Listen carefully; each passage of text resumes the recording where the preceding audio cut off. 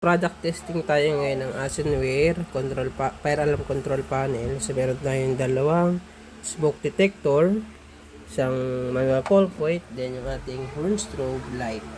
Okay, so ito yung ating fire alarm control panel. So meron siyang 8 zone. Okay, so open natin yung loob. So makikita natin yung mga wiring.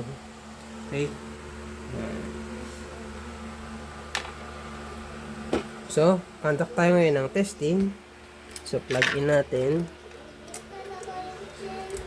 Okay. So, naka-plug in na.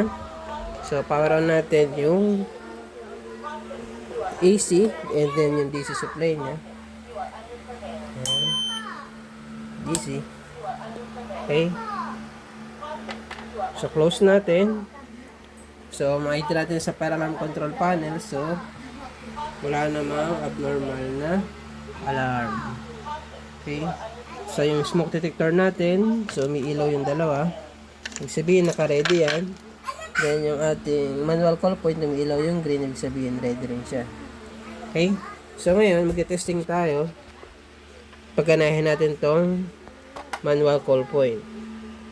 Okay. So, press ko to. Tignan natin kung mag-a-alarm siya. Press. Okay. So, gumana siya. Okay.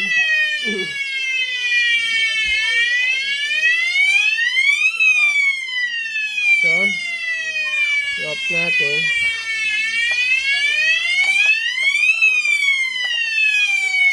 Reset.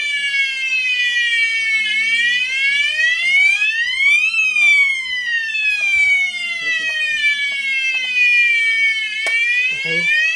Ayan, reset na natin. Then, zone 1 yung nag-alarm. So, silence natin siya. Panel buzzer silence. Remote.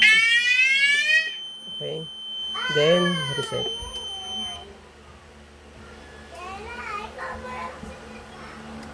Okay, so back to normal.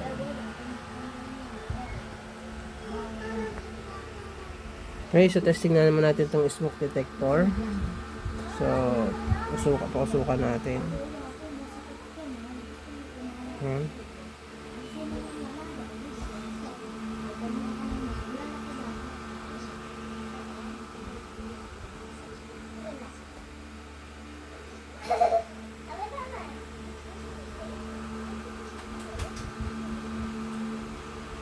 Ayan, so nag-a-alert na siya.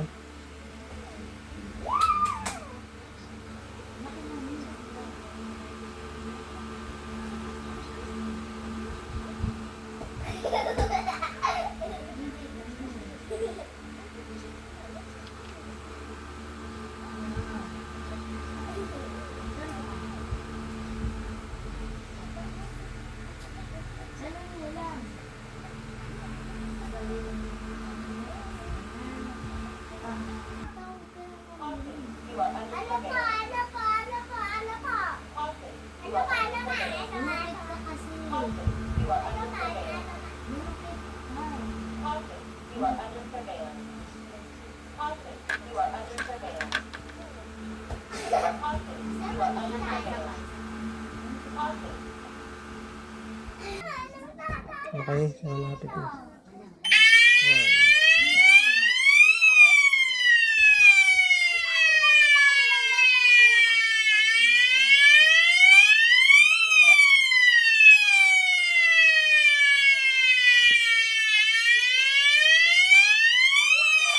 Okay, so remote sounder silence,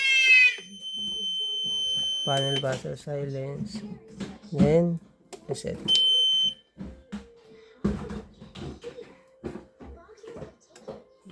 Okay, so ganun lang kasimple mag-testing.